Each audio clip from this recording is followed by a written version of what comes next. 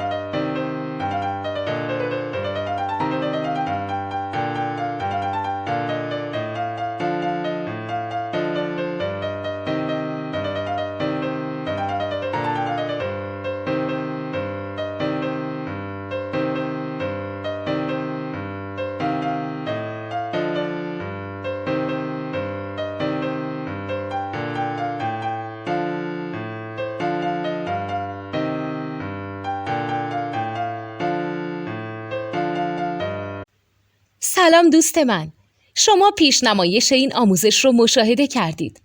برای دیدن آموزش به صورت کامل میتونید به وبسایت نوت2 که مرجع آموزش موسیقی هست مراجعه کنید.